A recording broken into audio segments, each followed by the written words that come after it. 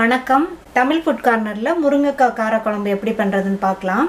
இப்போ காரக்குழம்பு பண்ணுறதுக்கு தக்காளி பழம், குழம்பு மிளகாத்தூள், தேங்காய் வந்து அரைச்சது, புளிக்கரைசல், வெங்காயம், கருவேப்பிலை, கடுகு, வெந்தயம் எல்லாம் ரெடியாக இருக்குது. அதுக்கப்புறம் முருங்கைக்காய் வந்து 3 முருங்கைக்காய் கட் பண்ணி வச்சுருக்கேன். இப்போ அந்த காரக்குழம்பு எப்படி பண்ணுறதுன்னு பார்க்கலாம். இதுக்கு 2 டேபிள் ஸ்பூன் எண்ணெய் விட்டுருக்கேன். இந்த நல்லெண்ணெய் தான் நல்ல டேஸ்ட் கொடுக்கும். எண்ணெய் சூடாயிடுச்சு. நம்ம வந்து இதில் கடுகு சேர்த்துக்கலாம். போட்ட கடுகு வந்து பொரிய ஆரம்பிச்சிருச்சு. இப்போ ஒரு 1/4 டீஸ்பூன் வெந்தயம் சேர்த்துக்கலாம். வெந்தயம் வந்து கருகிராமல் பார்த்துக்கங்க. இப்போ கலர் மாதிரி வந்துடுச்சு. 2 பெரிய வெங்காயம் கட் பண்ணி வச்சுருக்கேன். கட் பண்ணிவிட்டு அதை வந்து 1-2 அரைச்சி வச்சுருக்கேன். இதை சேர்த்துக்கலாம்.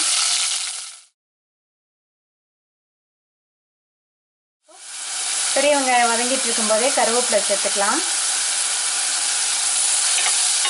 போட்ட வெங்காயம் வந்து கலர் மாதிரி வதங்கிடுச்சு. இப்போ 3 சின்ன சைஸ் தக்காளி பழம் அதை வந்து பொடியாக கட் பண்ணிட்டு அதை வந்து சேர்த்துக்கலாம். தக்காளி போட்ட உடனேயே குழம்புக்கு தேவையான அளவு உப்பு சேர்த்துக்கலாம். இந்த குழம்பு 4 பேர் சாப்பிட்றதுக்கு கரெக்டாக இருக்கும். இப்போ இந்த தக்காளியும் வெங்காயமும் நல்லா ஓரளவு மசியட்டும். போட்ட வெங்காயமும் தக்காளியும் நல்லா மசிஞ்சிடுச்சு. இப்போ வந்து 4 டேபிள் ஸ்பூன் குழம்பு மிளகாய் தூள் எடுத்திருக்கேன். இதை வந்து இதில் சேர்த்துக்கலாம். குழம்பு மிளகாய் தூள்லையே வந்து மஞ்சள் தூளும் இருக்குது. அதனால் நான் எக்ஸ்ட்ராவாக மஞ்சள் தூள் எதுவும் சேர்க்கலை. இதில் வந்து கொஞ்சமாக தண்ணி தெளிச்சுக்கலாம். தண்ணி தெளித்தா வந்து நல்லா அடியில் பிடிக்காமல் இருக்கும். குழம்பு மிளகாய் பொடி நம்ம சேர்த்துட்டோம். இதனுடைய பச்சை வாசனை போய் எண்ணெய் பிரிஞ்சு வர வரைக்கும் நம்ம வெயிட் பண்ணலாம். மசாலாவோட பச்சை வாசனை போய் நல்லா எண்ணெய் பிரிஞ்சு வந்துச்சு பாருங்கள். இந்த முருங்கைக்காயை இதில் சேர்த்துக்கலாம். சேர்த்துட்டு நல்லா நம்ம இந்த மசாலாவோட சேர்கிற மாதிரி நல்லா பெரட்டி விட்டுக்கலாம். இப்போ இதில் தண்ணி சேர்த்துக்கலாம். நான் வந்து ஒரு 2 கப் தண்ணி சேர்க்குறேன். சேர்த்துட்டு மறுபடியும் ஒரு தடவை மிக்ஸ் பண்ணிடுங்க. குழம்பு நல்லா கொதிச்சு முருங்கைக்காய் பாதி வந்துடுச்சு.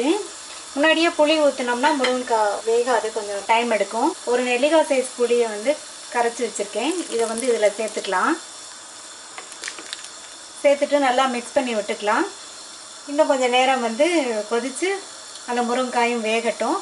மறுபடியும் மூடி வச்சிடலாம். குழம்பு கொதிச்சுட்டு இருக்கட்டும். ஓப்பன் பண்ணி பார்க்கலாம். நம்ம புளி விட்டோம் இல்லையா, அதனுடைய பச்சை வாசனையும் போய் முருங்கைக்காவும் நல்லா வெந்துடுச்சு. டோட்டலாக வந்து ஒரு 10 நிமிஷம் தான் ஆச்சு முருங்கைக்காய் போட்டதுக்கப்புறம். இந்த முருங்கைக்காய் ரொம்ப முத்தலாக இருந்தால் இன்னும் கொஞ்சம் டைம் எடுக்கும். இது நல்லா பிஞ்சாக இருந்ததுனால வேகமாக வெந்துடுச்சு. இப்போது ஒரு 2 டேபிள் ஸ்பூன் தேங்காய் துருவலை அரைச்சி வச்சுருக்கேன். அதை வந்து இதில் சேர்த்துக்கலாம்.